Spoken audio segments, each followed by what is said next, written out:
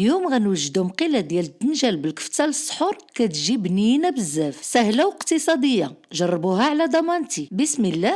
اودي الله يعطيني الصحه وخلاص. سجلي عندك الوصفه وتبعي معايا المقادير. ناخدو الدنجال ونطخونشو نديروه في البريصه حتى يتطلق ويدبل ويولي على هذا الشكل. نشكلو صبيعات ديال الكفته، نديرو كل صبيع في الطخونش ديال الدنجال وندوروه على شكل غولات. في مقيله نديرو زويته د العود مع البصله الخضاريه، نخليوها تقلى مزيان ونزيدو عليها مطيشه مطحونه. العطريه اللي كتبتها لكم بالتفاصيل في صندوق الوصف. شويه د المعدنوس من الفوق ونخليو مطيشه ديالنا طيب مزيان. نحطو لي غولات ديال الدنجال ديالنا بهذه الطريقه، نزيدو عليهم لاصوص طوماط ديال اولا اللي كتعطي للمقيله ديالنا تعليكه ومذاق واعر. شويه الزيتون احمر من الفوق مع دي طرونش ديال الحامض مصير، جوج مزيودات د الحار ضروريين، شويه المعدنوس من الفوق، شويه الزعتر كيعطي مذاق للمقيله ديالنا. نسدو عليها ونخليو الكفته طيب على خاطرها، ونقدموا المقيله ديالنا في الفطور ولا في السحور بالصحه والراحه.